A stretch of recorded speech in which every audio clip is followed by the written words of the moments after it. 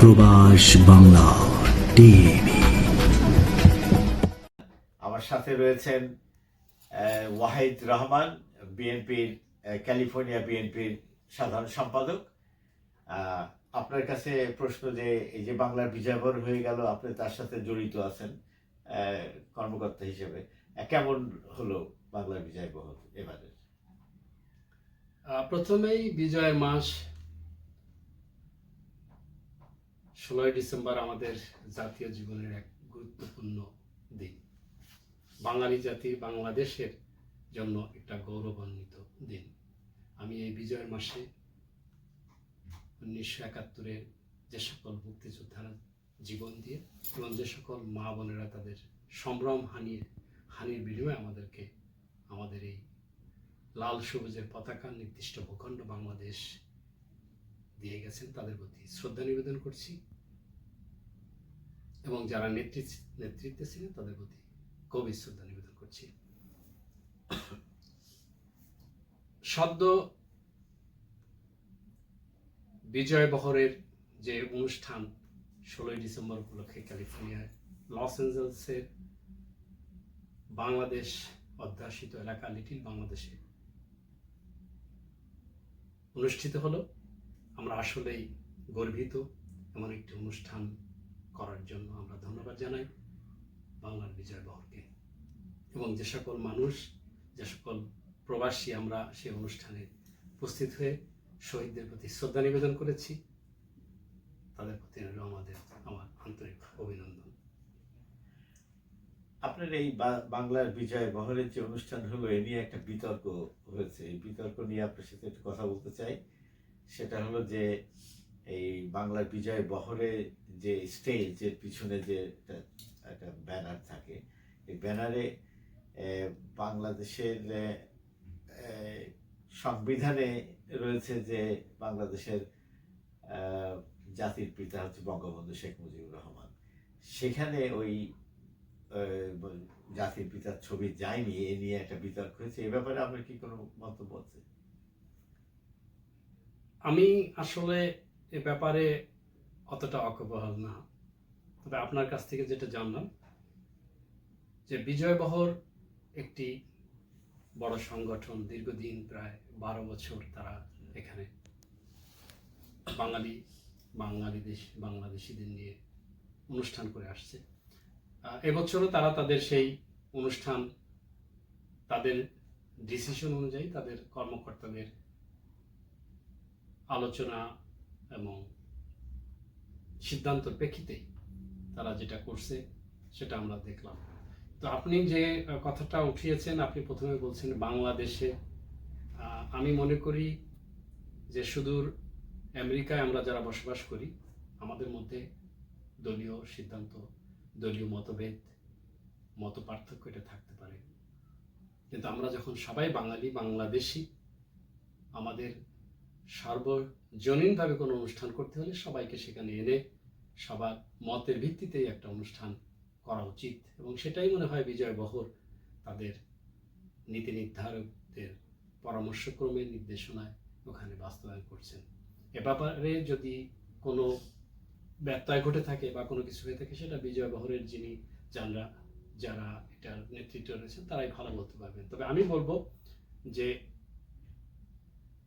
এখানে আমি অনুষ্ঠানে ছিলাম, অনুষ্ঠানে আমি যাদেরকে ওখানে দেখেছি তাদের মধ্যে অনেককেই দেখেছি যারা এখানে আজকে প্রশ্ন তুলছে, তাদের এই সংগঠনের নেতৃত্ব পর্যায়ে ছিলেন।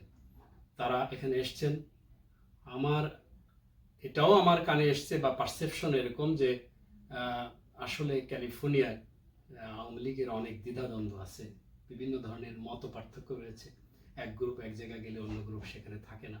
তাদের মধ্যে এই যে মত পার্থক্য এবং দ্বিধাদ্বন্দ্ব, এটার কিছুটা আভাস ওখানে পরিলক্ষিত হয়েছে। একটা গ্রুপকে বা কিছু লোককে আমি ওখানে দেখেছি যারা বলেছি যে বিভিন্ন সময় এই আওয়ামী লীগের নেতৃত্ব পর্যায়ের, শীর্ষ নেতৃত্ব পর্যায়ে ছিলেন, তারা ওখানে ছিলেন কিন্তু অন্য কিছু লোক যারা এখানে আওয়ামী লীগের সাথে সম্পৃক্ত তাদেরকে আমি দেখি নাই। হয়তো তাদের এরকম কোনো নেতৃত্বের যে দ্বন্দ্ব বা প্রতিযোগিতা, এটার প্রেক্ষিতে এটা হতে পারে, কাউকে কাউকে দেখিনি। তো এখানে এ ব্যাপারে অন্য কোনো ব্যাপার আমার বা অন্য কোনো কথা আমার কানে আসেনি। তবে আপনি যেটা বলছেন এটা যদি হয়, রাজনীতিতে অবশ্যই আমাদেরকে শ্রদ্ধা জানাতে হবে 1971-এর বীর যুদ্ধে যারা যুদ্ধে অংশগ্রহণ করেছিলেন তাদেরকে উদ্বুদ্ধ করা, সমস্ত বাংলাদেশকে একত্রিত করে আমাদের স্বাধীনতার জন্য সংগ্রামে উদ্বুদ্ধ করার জন্য যারা নেতৃত্ব ছিলেন তাদের অনেকেই আমাদের মাঝে নেই। যেমন প্রথমেই যদি বলতে হয় আব্দুল হামিদ খান ভাসানী, মরহুম শেখ মুজিবুর রহমান, তারা এই দেশটাকে স্বাধীনতা অর্জনের জন্য মানুষকে ঐক্যবদ্ধ করেছেন, উদ্বুদ্ধ করেছেন, স্বাধীনতার কথা বলেছেন, মানুষের হৃদয়ে আশা জাগ্রত করেছেন। 1971-এর সেই 25শে মার্চের পরে সেই কালো রাত্রিতে যখন আওয়ামী লীগ তৎকালীন দ্বিধাদ্বন্দ্বে ছিলেন বা নেতৃত্বের অভাবে ছিলেন, তখন আওয়ামী লীগের সেই দুরবস্থায় আমি বলবো যে শহীদ প্রেসিডেন্ট জিয়াউর রহমান তৎকালীন মেজর, তিনি স্বাধীনতার ডাক দিয়ে দেশের স্বাধীনতাকে সংগ্রামে সবাইকে ঐক্যবদ্ধভাবে ঝাঁপিয়ে পড়ার আহ্বান জানিয়েছিলেন। আজকে সেটা ঠিক আছে, আপনি ইতিহাসটা বলতেছেন, কিন্তু এখানে যে প্রশ্নটা উঠে এসছে যে সংবিধানে, বাংলাদেশের সংবিধানে এখন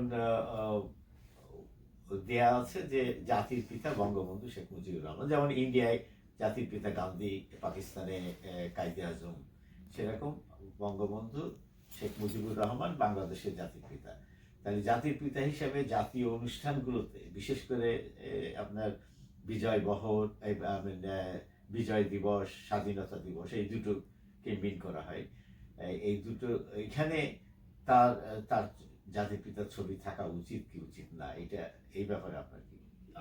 আমি আবারও সেখানে ব্যাক করে যাচ্ছি। উচিত অনাচিতের প্রশ্নে আসলে আমি এখানে লস অ্যাঞ্জেলসে বসে কথা বলছি, আমি বাংলাদেশের বসে কথা বলছি না। আমি বাংলাদেশের রাজনীতির প্রেক্ষাপট, রাজনৈতিক অবস্থান, রাজনৈতিক শিষ্টাচার এবং এগুলোর প্রেক্ষিতে আমি বিস্তারিত আলোচনায় যাচ্ছি না। আমি যাচ্ছি না এই জন্য আমি কালকে একটা স্ট্যাটাস দেখলাম, কালকে না 2 দিন আগেই, অনুষ্ঠানের পরেই, আমাদের এক আওয়ামী লীগের এক বন্ধুর স্ট্যাটাস, যেখানে যে এই অনুষ্ঠানে আওয়ামী লীগের নেতাকর্মীদের উপস্থিত হওয়া যুক্তিসঙ্গত না, এবং যারা ওখানে উপস্থিত হবে তারা অবাঞ্ছিত ঘোষণা হবে। তাহলে কি জাতির পিতা যাকে আখ্যায়িত করা হচ্ছে, এটা কি আওয়ামী লীগের কোনো ব্যক্তিগত সম্পদ? যদি জাতির পিতাই হয় তাহলে তো সমস্ত বাঙালি জাতি, সমস্ত বাংলাদেশি প্রবাসীদেরকেই বয়কট করার কথা। বঙ্গবন্ধু আওয়ামী লীগের জাতির পিতা না, বা বিএনপির জাতির পিতা, সবার। হ্যাঁ, এটা যদি হয় তাহলে ওখানে কথাটা, আমি স্ট্যাটাসের কথা বলছি, স্ট্যাটাসটা এখনো ইউটিউবে মানে আছে, সেখানে লেখা হয়েছে আওয়ামী লীগের কোনো নেতাকর্মীদের ওখানে যাওয়া উচিত হয়নি। আমি তো বলবো এখানে ওই জন্য বলেছে যে যেখানে বঙ্গবন্ধুকে সম্মান করছে না, তাহলে সেখানে আওয়ামী লীগের, সেখানে তো বাঙালি জাতিরই যাওয়ার কথা না, বাংলাদেশিদের কারই যাওয়ার কথা না। সেখানে তো আমি বললাম যে আওয়ামী লীগের কোনো নেতৃত্ব পর্যায়ের নেতৃবৃন্দ ওখানে ছিলেন, কেন এটা করা হয়নি, কেন ওখানে ছবিটা আসেনি, সেই ব্যাপারে ব্যাখ্যা দিতে হলে ওই বিজয় বহরের কাছে যেতে হবে, এবং যারা ওই যে আওয়ামী লীগের নেতৃবৃন্দ ওখানে ছিলেন তাদের কাছে যেতে হবে। তবে আমরা এটাই কথা আমি মনে করি। এবং তবে এটা বলি যে এই যে কথা আমি বলতেছিলাম, ওইখানে আমি একটু ব্যাক করে যাই, সামান্য একটু, যদি 10 সেকেন্ড আপনি সময় দেন। সেটা হলো যে এই রাজনীতিতে শ্রদ্ধাবোধ, সম্মানবোধ এবং এই মূল্যবোধ, এই 3টা জিনিসকে যদি সমন্বয় করে কাউকে কম্পেয়ার করে কাউকে বড় করতে হয়, অবশ্যই আপনাকে কার সাথে তুলনা করতে হবে। আপনি যদি দেখেন মধুর চেয়ে মিষ্টি, আমি কথাটা এরকম উপমা দিচ্ছি, মধুর চেয়ে মিষ্টি, দ্যাট মিনস আপনি তুলনা করছেন কোনো জিনিসকে বা কোনো খাদ্যদ্রব্যকে যেটা মধুর চেয়েও মিষ্টি, আপনি তুলনা করছেন মধুর থেকে। আপনি দুধের চেয়েও সাদা, আপনি উপমা আনছেন দুধ তার চেয়েও ভালো।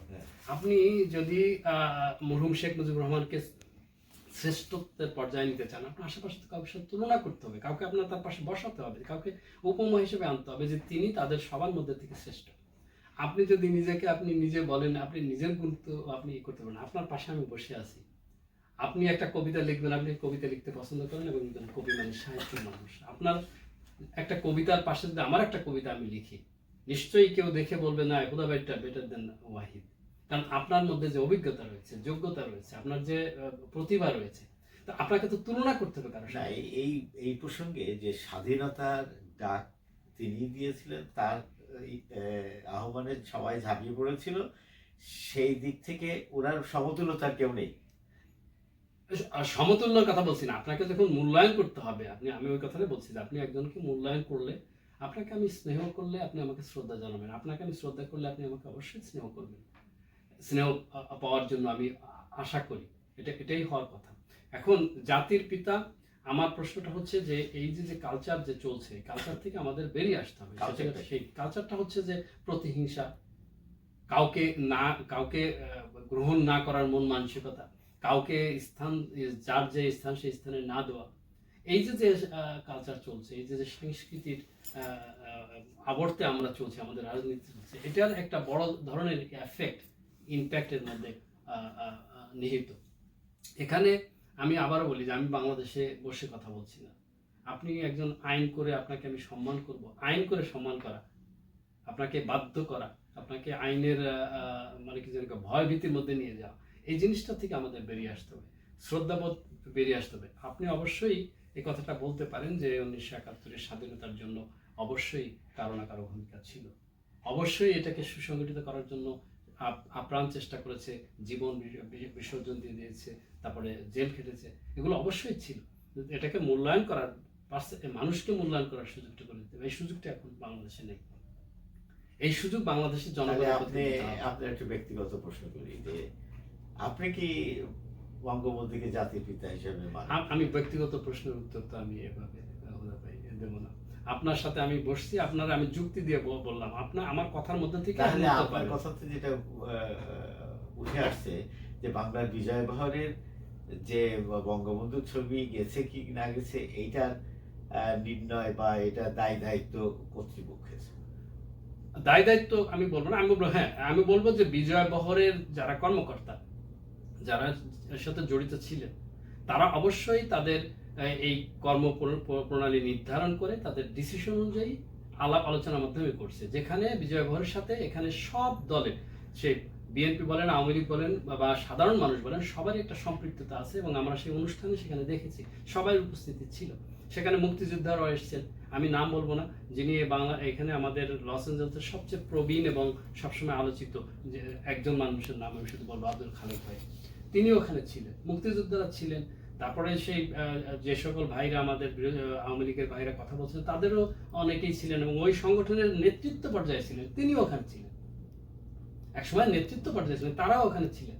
এখানে অনুষ্ঠানটা করা হয়েছে নিশ্চয়ই আমি বলবো সর্বজনীন করার জন্য, এবং বিজয় বহরের সাথে সবার সাথে আলোচনা করে বিজয় বহরের কর্মকর্তারা এই অনুষ্ঠানটাকে সুন্দরভাবে সার্থকভাবে করছে। এখানে যদি একটা জিনিস আমি আপনাকে বলি, এটা কতটুকু কি হবে আমি জানি না, এখানে যে কালচার শুরু হয়েছে, এটা বলবো আমি আমাদের কনসুলেট জেনারেলের অফিসের কালচার, যেটা আগে ছিল না। আমরা জানতাম যেখানে ক্যালিফোর্নিয়াতে আমরা যারা বসবাস করি, লস অ্যাঞ্জেলেসে যারা বসবাস করি, তাদের সাথেই সব বিভিন্ন সময় সুখে দুঃখে এবং আমাদের পাশে বিপদে আপদে কনসুলেট জেনারেল কাজ করবেন, এটার জন্যই উনি এখানে আসছেন বাংলাদেশে প্রতিনিধিত্ব করেন। কিন্তু বর্তমানে তারা, আমি দেখি বিভিন্ন অনুষ্ঠানের ক্ষেত্রে বলি, কোনো জায়গায় যায়, কোনো জায়গায় যায় না। কেন যায় না, কেন যায়, এটার ব্যাখ্যা তারাই দিতে পারবেন। কিন্তু কালকে সেদিনের অনুষ্ঠানে আমি তাদেরকে দেখিনি, তাহলে কি এটা কি বাংলাদেশের অনুষ্ঠান?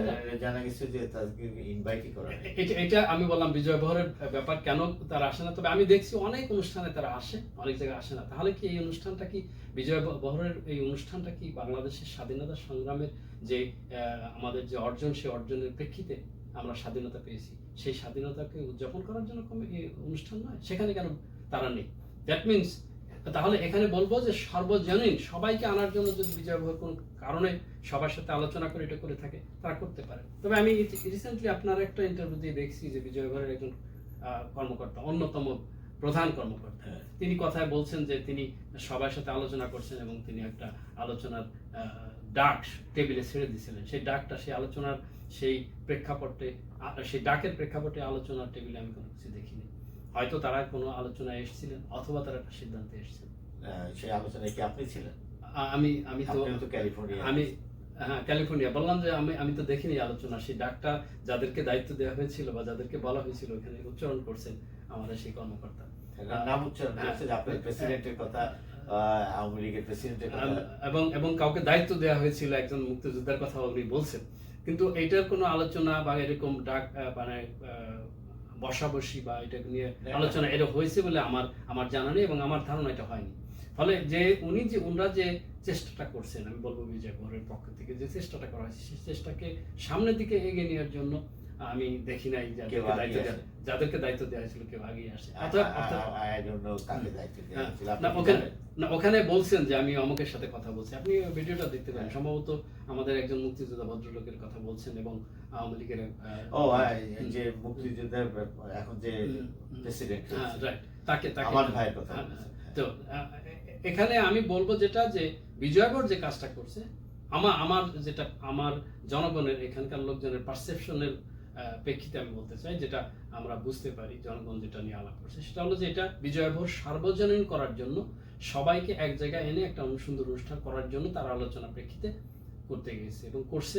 এবং সেখানে যদি কোনো বাধা বিপত্তি ঘটে থাকে সেটাকে ওভারকাম করার জন্য তারা একটা চেষ্টাও করছে। সেই চেষ্টায় যারা দায়িত্ব ছিল তারা কতটুকু সফল হয়েছে এটা আমি জানি না, তবে ওখানে দেখছি যে আমার দেখা মতে যেখানে অনেক আমি বিএনপির লোক দেখছি, আওয়ামী লীগের লোক দেখেছি, তারপরে সর্বজনীন সবাইকে দেখেছি, তবে কাউকে আমরা দেখিনি।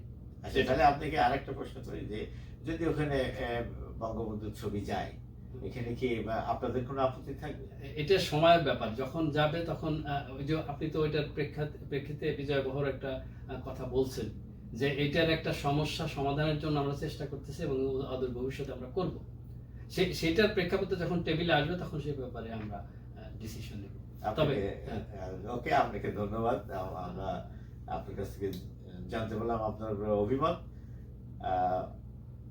এখন তারা এটার উপরে আপনার নিশ্চয় জবাব দেবে। আপনাকেও ধন্যবাদ আমাকে সময় দেওয়ার জন্য, এবং আপনার যারা ভিউয়ার আছে তাদের প্রতি রইল আমার শ্রদ্ধা এবং সশস্ত্র সালাম। Thank you.